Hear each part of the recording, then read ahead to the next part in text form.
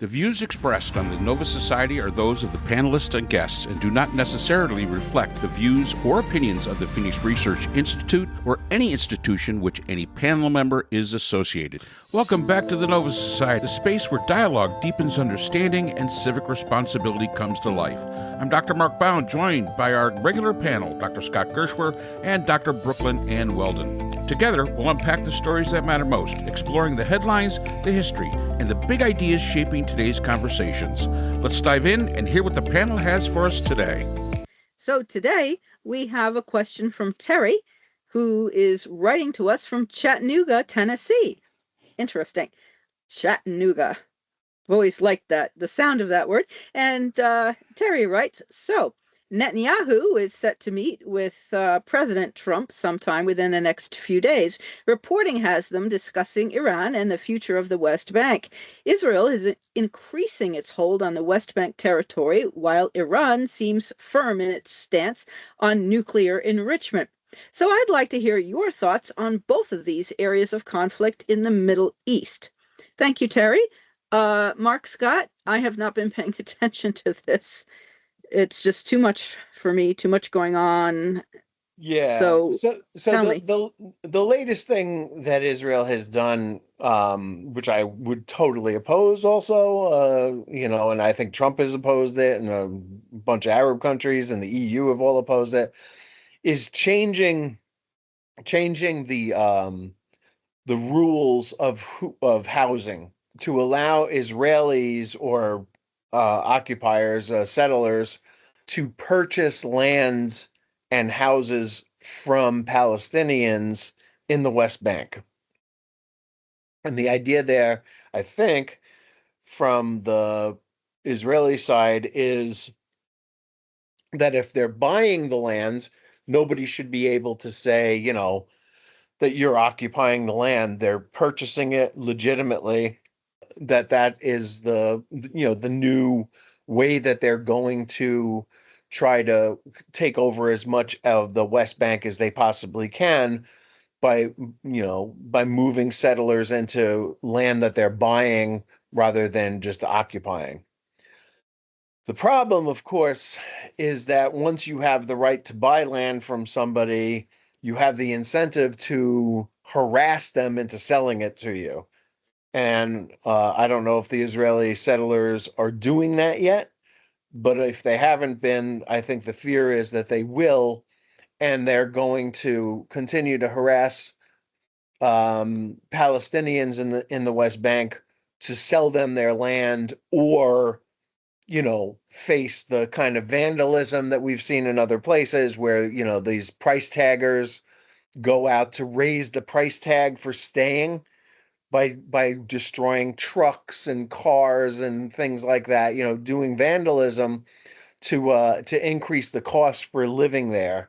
And that kind of thing will, continue until the Palestinians sell their land to an Israeli family, sell their homes to an Israeli family, and this is the new way that they're going to try to get around the rules. And the Netanyahu people have allowed them to do this. It's not good for peace. It's not good for, I don't think it's good for Israel. It's a more misguided sort of right-wing Netanyahu stuff that his cabinet is pushing. And, I think everybody who needs to oppose it has come out and opposed it. And, Trump has opposed it. So, hopefully Netanyahu will listen to him. Yeah. What makes Trump oppose this? Is it the idea that someone's paying for something that they should simply take? No, I don't think so.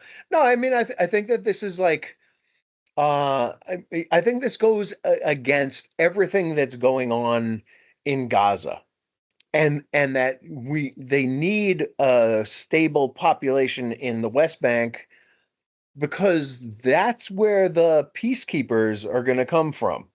Ultimately, they're gonna, Trump's dream of having a stable Gaza that he can build hotels on and things like that relies on a legitimate force to keep the peace in Gaza. And a large part of that force has to come from Palestinians who are in the West Bank. And the more agitated the West Bank is, the worse that situation gets in Gaza, and the further away they get from having peace in in Gaza. So I think that Trump's dream um, is depends on the ability of the Israelis and the Palestinians to get along, and there are factions in Israel, and they are currently in power in Israel that are against any of that. And that's simply the status quo right now.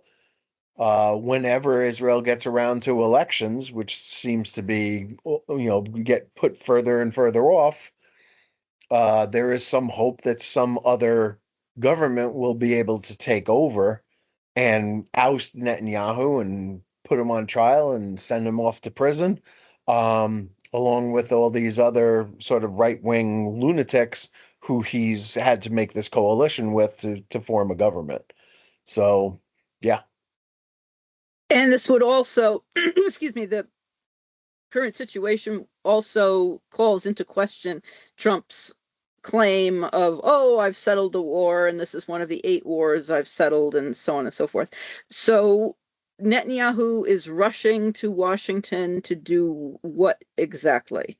What is he hoping to accomplish here, Yeah, in your view? I have absolutely no idea. I know that he wants to continue to cultivate Trump as best he can, and to be the last person in the room when which will often is the determinant factor in Trump making policy.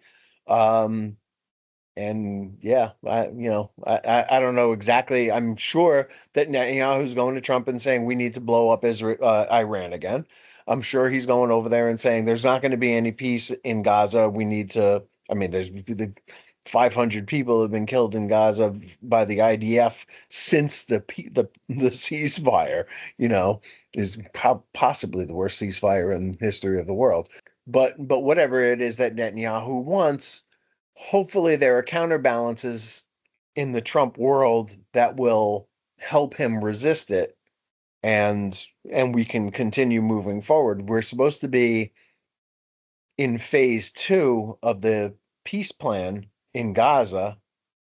Well, I mean, the last of the hostages, a body was returned a couple of weeks ago, and that body returning was the last body that was an Israeli hostage, now dead in Gaza, and now supposedly we're in phase 2, but phase 2 is completely dependent on Hamas disarming, and they're saying we're not disarming, and so we're sort of stuck in this weird position of we're done with phase 1. Phase 2 we knew was not going to be easy. Phase 1 wasn't easy, but they're just making it so much harder.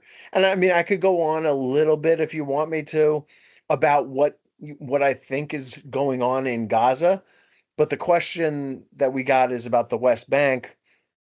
And again, I think the two of them are clearly, obviously tied together. The forces of evil, I think, on both sides of the Israeli and the Gaza population, or Hamas, I mean, and their backers are doing everything that they can to stop peace from happening. Because once peace does happen, there's a certain amount of gelling that's going to go on, and that gelling is not necessarily what they themselves stand for. Again, an election would really go a long way, I think, to taking care of this, but they're not calling for elections yet, as far as I could tell. How can Israel claim to want peace when it is flagrantly violating international law? Israel seems to treat the West Bank as a legitimate part of the state of Israel. This is still Terry. Now, I am not a supporter of Hamas, but isn't this sort of heavy-handed policy what made these groups rise to power possible? Scott always says Israel is a miracle. I would agree. So why can't they just be happy with what they have and leave the areas protected by international law alone? How might the issues in the West Bank affect the talks with Iran? Yeah. Okay. I mean, how can they affect it? You were asking why Netanyahu's going to see Trump. I think he's actually going to go and talk to him about Israel or Iran. I think that's probably going to be the number one thing that he's gonna talk to Trump about. Let's remember, Netanyahu's going to be on that board of peace with his $1 billion. He'll get that information about, I think, Gaza and there. I don't think he needs to go to talk to Trump about it at the White House. I really do think he's talking about the issues with Iran. Iran is steadfast. Is steadfast in their position. We'll get that in a little bit about enriching uranium. And Terry, I understand what you're saying. Yeah, international law says that the West Bank's supposed to be off limits. It has never been off limits. I mean, in a lot of ways, yeah, you can blame Israel for what they're doing. I legitimately blame them for what they're doing. But you can also legitimately blame whatever idiot thought that was going to be like, I don't know, some special barrier was going to be put there to keep everybody out. It was never going to happen. And that was just piss poor planning right from the beginning. And if we look at a lot of what's going on with Israel and with Gaza and with the West Bank and with a lot of things that are going on in the Middle East, it comes down to it was piss poor planning from the beginning. They could have done a lot better. Let's take Iraq for an instance. Why in the name of God would you create a country with two diametrically opposed religious sects in the same country? Why would you do that? I mean, what moron does that? I mean, if you ever watch A&E, Fear the Neighbor, which is, I think, absolutely the funniest thing, because some of these neighbors, I'm glad I don't live next to them. But the fact is that you don't do it. I mean, it's like crazy people living next to each other. But somebody sitting in a room and probably in London made the decision that, hey, this is the way it's going to be. We're going to separate it out like this. And, it looks something a little bit like maybe what an ancient map looked like from, I don't know, the 5th century BC. Oh, well, that must be fine. They didn't really, I mean, they never took into consideration the people that actually live in that area. And that's problem number one. Did Israelis' heavy-handed policy create the groups of Hamas? You can make the argument. You can make that argument, absolutely.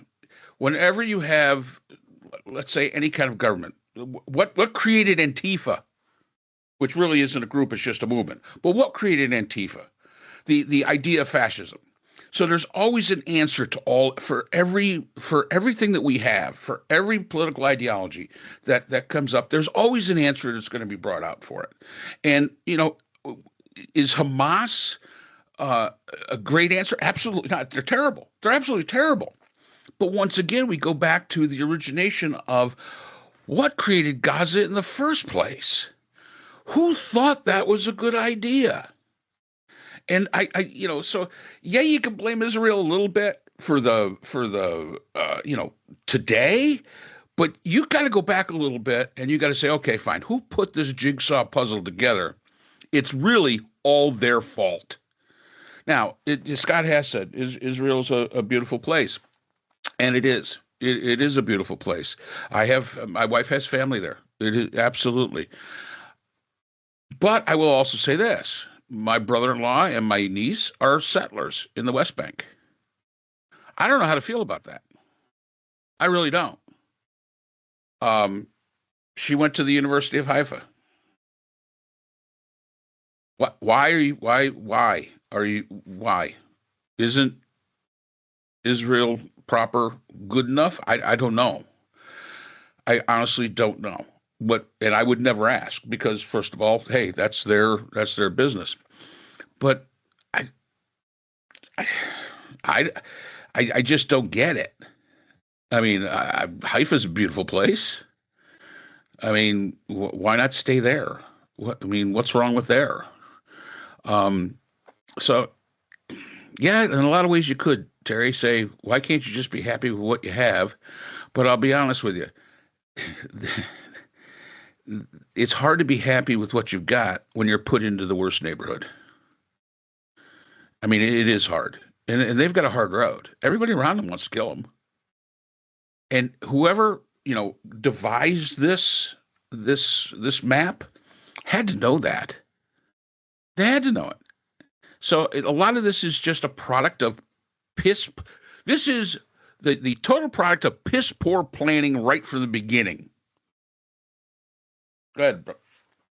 From Terry, from my understanding, which is admittedly not tremendous, if you read Daniel Yergin, that's Yergin, Yergin, his book called The Prize, which is about oil, both King Ibn Saud, I'm hoping I pronounced that correctly, who founded Saudi Arabia, and former President Franklin Delano Roosevelt, FDR, they both agreed that the state of Israel should not be placed where it is today, that would be a terrible, terrible mistake. And they both passed away. And the United Nations agreed that the state of Israel should be put where it is. But both the two leaders, King Ibn Saud and FDR, felt that if the state of Israel were placed where it is today, that would be a flashpoint for endless wars, endless conflict, endless friction, a constant state of the entire neighborhood wanting to kill the Israelis, and that would be a terrible idea.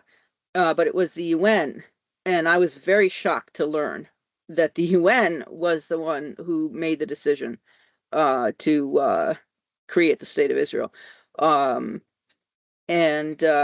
was the British who created Iraq. I believe they also created Iran. They also created the situation in the African nation of Rwanda between the Hutu and the Tutsis by prioritizing the ethnic group that was lighter skinned and marginalizing the group that was darker skinned. Prior to that, neither of the two groups had any thought about lighter or darker. So the imperialist colonizing British did a tremendous damage in that area. So please go ahead. Yeah, I don't think we have to go back all that far really to think about what's going on. The way that the powers that be at the time divided up the Middle East without, as Mark said, without thinking about the people who actually live there and what their needs might be. I think at the end of World War II, there was this idea that people could simply move around and get where they wanted to be and where they were most welcome and most comfortable. And of course, that's never really fully worked out. But Mark asked a question before, why are these people in the settlers, in the settlements? And I think, I don't know if this is true of your family, but I have a really good friend from college who moved there. And what he has always said is that this is a religious imperative, and that the people who founded Israel, if you remember, were socialists and the kibbutzniks. Those people do exist there, but they're not in power. The people who are in power right now are religious right wingers, and what they see in the West Bank that they want is more control over Hebron. Hebron is the West Bank's largest city, but it's also a more significant city as far as the Jewish religion is concerned than Jerusalem is. As my friend Lenny would say, I don't care about Jerusalem. Give me Hebron and you can have Jerusalem back. You've got Rachel's tomb near Bethlehem, and you've got the Cave of the Patriarchs in Hebron. Those are the two areas that this law is specifically targeting for, very, very well backed Israeli settlers to go and start buying up land from Palestinians so that they can deepen their roots in the entire what had been, the original land of Israel, the two states, Samaria and Judah, and that's why they're, these religious people in the government now, which really didn't happen until, I don't know, the late 1970s, are now interested in the religious aspects of what we call the West Bank, and those are the reasons for those targets. Again, am not religious at all. I am of the firm belief that religion is not a force for good in the world. Any religion, Muslim, Jewish, Christian, Hindu, all of it to me seems very antagonistic and harmful to individuals. But that's what's going on. I mean, they want Hebron, they want Bethlehem, they want these parts of Israel that were in the Bible, because they look at the Bible, they look at the 5 books of the Torah as not a history, but a cookbook for how you're going to be living more in God. Yeah. And to my friend Lenny, it's an imperative to him to kick out the Palestinians. It is a religious imperative. He says, look at what it says in the book of Exodus and in the other books. Throw them all out, kill them all, throw them all out, or you are going against God. And he used to say to me all the time, you care what the UN thinks? I'm talking about what God thinks. And I'm like, hey, look, I'm not a believer myself. And I just can't get behind, this particular aspect of what you're doing. And it's not going to work. Now, he'll point out that in every Arab country in the world, there were significant Jewish populations that in the 1940s, late 1940s through the 50s and into the 60s, left those Arab countries and moved to Israel. And I think the expectation was that the Christian Palestinians, if they could make peace with the Israelis, could stay.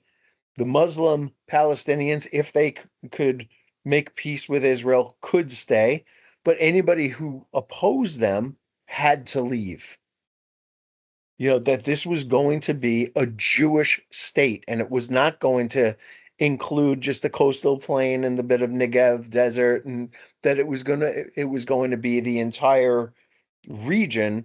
And believe me, at one time this map was included all of Jordan, what is today Jordan, as part of, and a good part of Iraq as being Israel, the ancient land of Israel. Again, whether that's significant to you or not, I suppose depends on your view of religion. I myself, I'm a believer in the two-state solution. I'm a believer that the Palestinians can have a land of their own. It may not be contiguous lands. It may be like a big chunk of the West Bank and all of Gaza, and they'll have to live with that part of it. They probably could have had more if they had made peace in 1922 or 1936, 1948, so on and so forth. But they didn't. They chose war instead. They lost every war. They're going to continue to lose every war, and they have to deal with the consequences of losing those wars and not choosing peace. The Israelis were not happy with what they got. They weren't happy with their with the partition as made by the UN, but they accepted it. And the Palestinians probably should have done the same thing. And one theme that runs through Palestinian history has been their leadership has been awful. Whether it's Yasser Arafat or it's George Habash or it's the current leadership in Gaza or it's Abu Abbas in the West Bank, their leadership has been terrible, and they have not been pragmatic, and they have not been sensible at all about their leaders, about what they should do. But this is what they should do. I mean, the world is going to condemn this move on the part of the Israelis, and I condemn it too. Mhm. I do, I love America, I love Israel. I do not like the governments of either one right now. I oppose our government and I oppose Israel's government, and both of these governments need to be voted out, or if they're going to remain in there, learn how to play by the rules as best we can to create checks and balances on them. Now, the parliamentary system doesn't in Israel means that the Knesset is controlled by the executive branch, and the only opposition they have is the judiciary branch. But the judiciary needs to come in and say, no, you cannot do this in the West Bank, and to the extent that they have any kind of jurisdiction over the West Bank, because it is not currently a part of Israel. But they've got to be able to put a check on the government saying you can change the rules to allow Israel to decide on matters of purchasing real estate instead of the local authorities in the West Bank.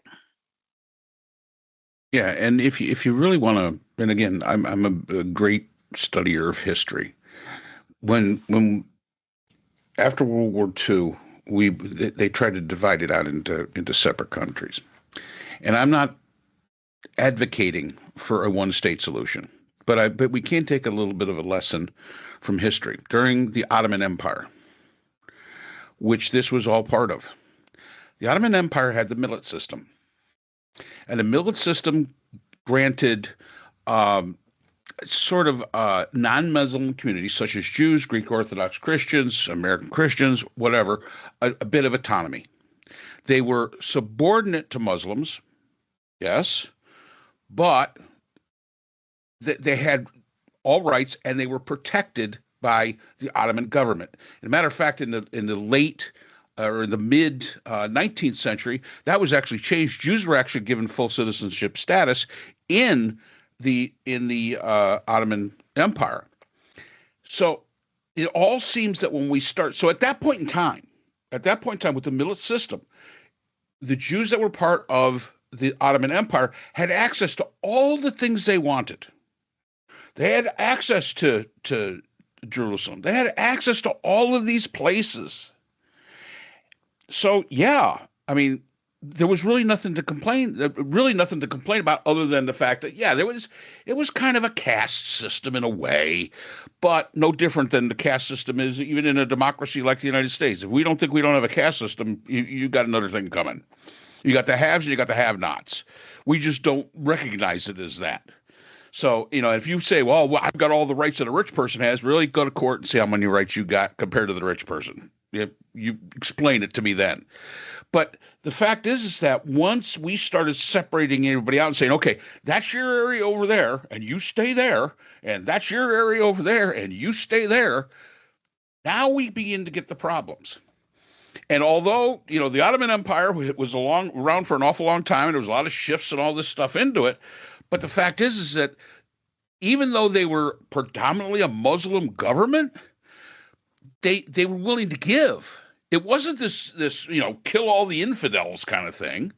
That's only when the Crusaders decided that we were going to come down and us Catholics decided we were going to cause trouble.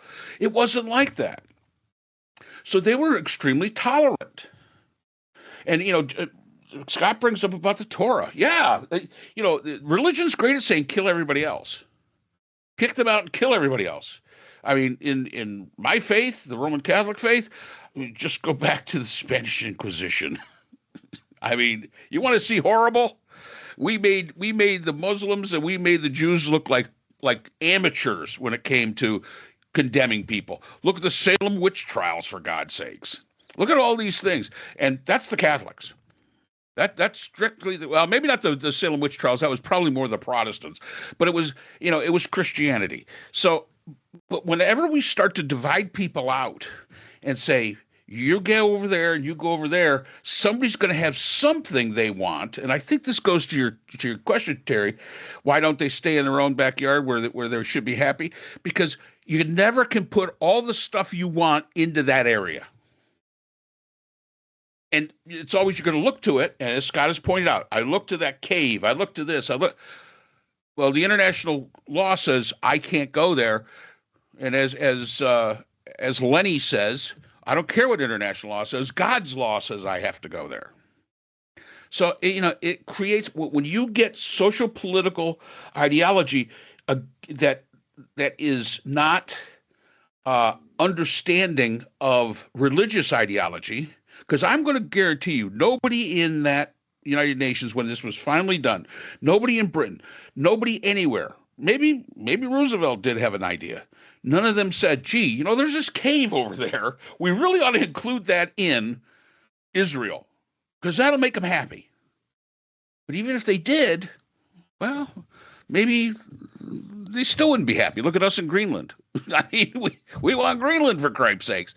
So, I mean, it's an interesting thing that we look back that we actually did this better in ancient times than we can do it today. And I think that's a lesson that we can take. And I am all for, like Scott, I am all for a two-state solution because right now that's all we got left. Unless when somebody comes in and says, you know what, let's just get rid of all those doggone countries. Let's make it the Ottoman Empire again. Let's put the Ottomans in charge again. And let's go back to the millet system. So everybody seems fine with it. And everybody was kind of fine with it at the time. And let's just go back to that. But then again, when you had the Ottoman Empire, they weren't so good either. So, it is what it is. So I'm glad you said that because I was just about to go. Well, and if you want to know how bad the Ottoman Empire was, watch Dracula because that's who he was fighting in Transylvania. I mean, yeah, they weren't the greatest guys. I mean, you can go through, all the wars that the conquest wars that they had and this, that, and the other. But I'm talking about the Ottoman Empire, not of the 10th century. I'm talking the Ottoman Empire of the 19th century, which still wasn't all that great. But, we just passed the anniversary of the Armenian Holocaust, right? Right.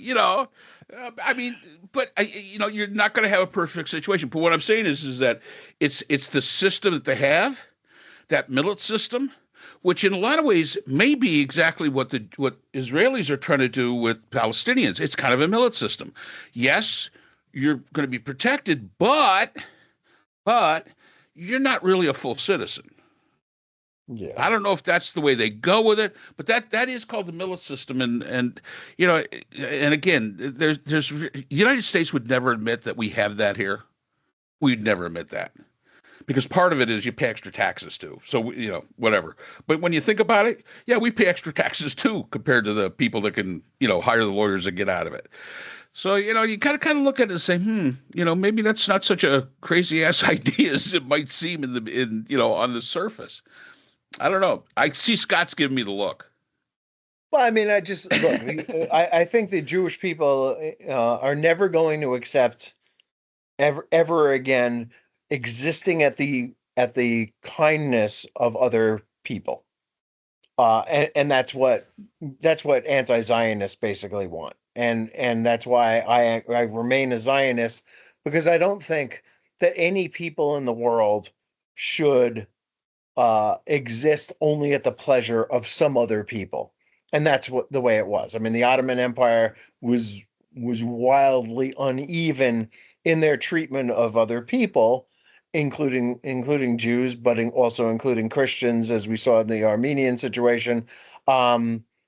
and that, most of the time everybody got along just fine, but if there was one problem, all of a sudden they're treating everybody as dhimmi and not full citizens or not even human beings at times, depending on how harsh things went. The same thing happened in the Pale of Settlement. The same thing happened in Europe. And the only solution for that was Israel, a place where the Jewish religion has the power that it needs to survive on its own without depending on the kindness of strangers. And that's what Israel represents to me. Very happy here in America. I have no plans to move to Israel, but I like going to Israel, and I like, I find the place very vibrant and very interesting. But look, the situation right now really depends on Hamas disarming, a two-state of an eventual, movement toward a two-state solution that would be backed by the whole world, right? Including the Arab world, including the Israel, including all our allies, including the EU, including the United States, etc. And that Iran, for all of its ambition, to be the power in the Middle East, that needs to be opposed. And Hamas was a part of the Iranian army proxy abroad, as was Hezbollah and others. It's really important for the Palestinians in the West Bank to be treated well as people on their way to having their own country in their own land, and that they participate in the disarming of Gaza and the rebuilding of Gaza, the reconstruction of Gaza. It is so important to do that. And I go back to that speech in 2023 in the September, where Bibi Netanyahu announced the grand plan with Saudi Arabia, and 2 weeks later, Hamas attacked, as being a side road, a detour from what should have been happening, and what can still happen. More complicated now in a lot of ways, a little less complicated in that Iran is no longer a power capable of funding proxies. Can't really, almost defenseless right now. There are warships, obviously, from the United States in the Persian Gulf that are ready to attack Iran at any moment, and that the stability in this entire region depends, believe it or not, on this tiny little strip of land called Gaza, and that we need Palestinian cooperation in Gaza in order to create conditions of peace. It's a very, very complicated thing. I don't think we have time to go through the whole thing, but just suffice it to say that Hamas is not the IRA, right? Hamas is not looking to oust the Israelis from Gaza or the West Bank. That was never their goal. Hamas's goal is to wipe Israel off the map altogether. And obviously the Israelis are never going to permit that to happen. And so that's the tension that we're in right now. And we need to take the necessary steps to get into this phase two. But the next part of phase two that has to occur is the disarmament of Hamas. And I do believe that we need a lot of different forces to do that, including Arab countries and Muslim countries, some of which have volunteered already to go in there and be a peacekeeping force, right? But let's face it, there was a peacekeeping force in southern Lebanon, and all they did was stand by while Hezbollah became the power in Lebanon, dug tunnels, rearmed, and prepared to fight a war against Israel. Israel cannot allow that to happen again. So the peacekeeping force that's in Gaza has got to be one that has a lot more sympathy towards Israel than the UN force that was in southern Lebanon did. And again, a large part of this seems to depend on the one word that has no meaning in international relations, and that is trust. Trust is a meaningless concept when it comes to international relations, as Ronald Reagan used to say all the time. Trust but verify. Really, you don't even need the trust there. All you really need is the verification. You need to verify that things are going the way you're hoping they go, and that the steps are being taken, and nobody is covering up what's going on underground there the way that they have in the past. Yeah. In order to do that, it's going to be Palestinians fighting Palestinians, which is going to be ugly. And the only way that the Palestinians are going to be able to justify doing that is if Israel can behave itself in the West Bank, and Israel has no intention right now. This government has no intention of behaving itself in the West Bank. I agree. All right. Yeah. So the third part of Terry's question is Terry continues saying talks continue between Iran and the U.S. Iran has brutally put down protests, even as Trump threatens military action, sanctions, and his favorite, tariffs. Israel is pressing Iran to have no nuclear enrichment. The U.S. wants Iran to stop supporting terrorist groups and is deploying more military assets to the region. So I guess I'm asking, what's the point? With the clear divisions between the sides, I cannot see a possible resolution. And why aren't we calling out what is really the cause of all this? Trump's leaving the original Iranian nuclear deal. No, I certainly agree with that. I mean, that deal was a very, very targeted deal that didn't cover as much of the area as idealists, I guess, would want it to. But it was a good deal that the Iranians were complying with, and we never should have left. And the reason that we left was because the last person in the room when Trump was making that decision happened to be either Netanyahu or Sheldon Adelson, who is pro-Israel gazillionaire, with a lot of casinos all over the world, and his wife, who I believe was Israeli born, actually continues to be a force in the White House, which is a house divided in a large way about what the future of the Middle East and the world should look like. So, talking is better than fighting. So as long as they keep talking, that's good. Iran is going to have to give up its any hope that it ever has of nuclearization and weaponization. Trump has assured us that that's already happened. Apparently, that wasn't shockingly the case because he continues to talk about it, even though we wiped them out in what was it, June of last year. Apparently, they're not as wiped out as we were led to believe, and that they're going to continue. They're going to continue to try to have that leverage that they feel they need.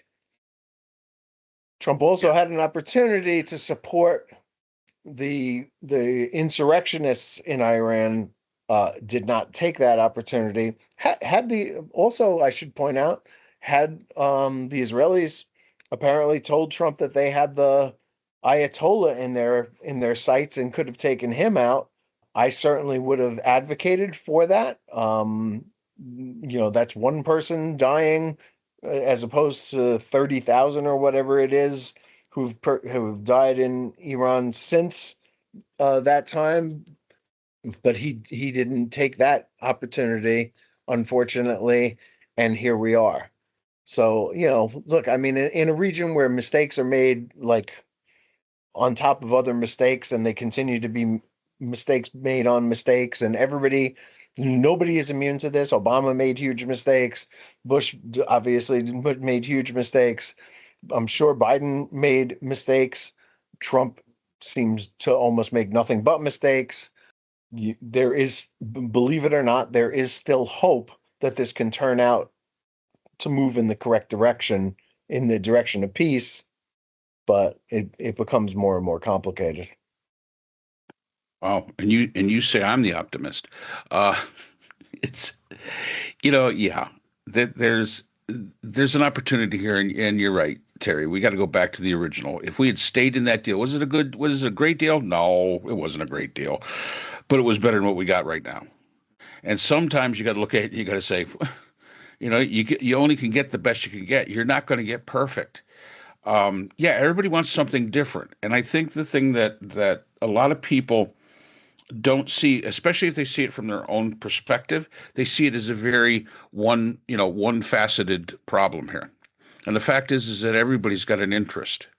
And it's not only the U.S. wanting the Iran to stop terrorist group. It's not only Israel, wanting, that the enrichment goes away. It's not only that Iran wants to continue to be able to enrich uranium, probably not weapons grade.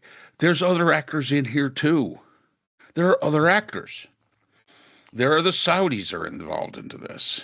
I mean, every single person in the region, every single country in the region has their own agenda of what they want to see.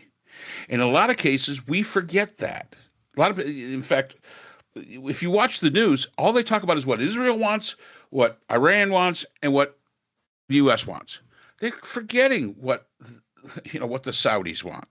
They're not thinking about what the Jordanians want, but they probably want something too, guaranteed. They're not thinking what the Kurds want. I'm sure the Kurds want something. You could go through a whole list of all the people in this area, and then let's add in what the Chinese want and what the Russians want. And if you think you're going to solve what all of those different entities want in one type of solution, you're out of your bloody mind. I mean, it's just not going to happen. But I think so many times we forget how many players there are in the Middle East and how many different agendas we are truly dealing with. Because as I say, here in the United States, we hear about what we want and Israel wants. And, and we're in opposition to whatever Iran wants. But there's the Russians, there's the Chinese, all these other actors that are involved into it, that are involved in this region in some way or another. Why? Because there's oil there. Number one, that's why. It becomes so much more complex. And again, I totally agree. Trump leaving the original Iran nuclear deal was a bad move, because for as lacking it was, it was better than nothing. And sometimes you got to start the journey with the first step. And maybe this was the first step. And Trump just basically, in my mind, came in there and got rid of it because somebody else did it. Had nothing to do with how good it was. Had nothing to do with any of the rest. This was somebody else's deal. I can do a better deal. Well, what type of deal has he done? None. None. He hadn't done any. No deal. I can stop the war in 24 hours between Ukraine and Russia. One phone call. Yeah, how'd that work out for you? I mean, the fact is that these are complex, and we might be able to come up with agreement between Israel and Iran. Maybe, I don't know. But there's going to be somebody out there that's not going to be happy with it, that is also an actor in that area.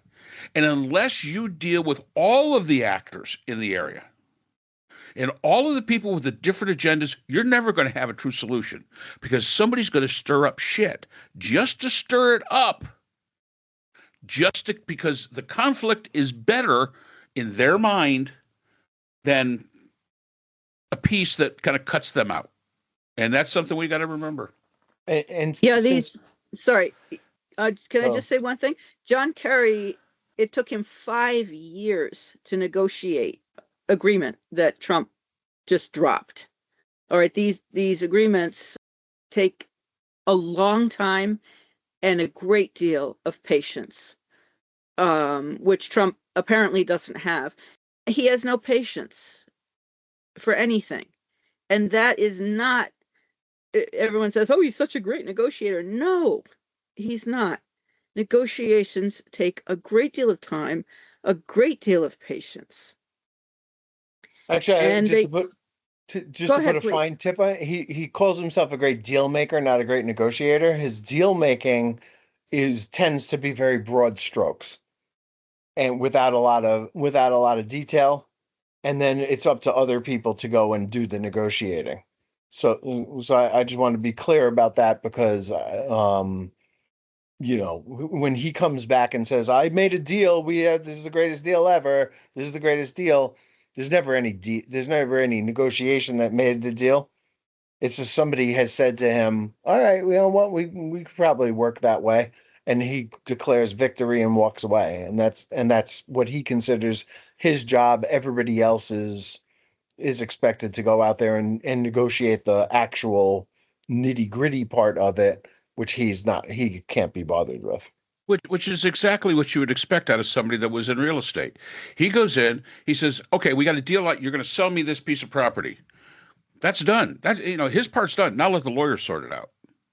I mean, and that's basically the way he's treating our international relations.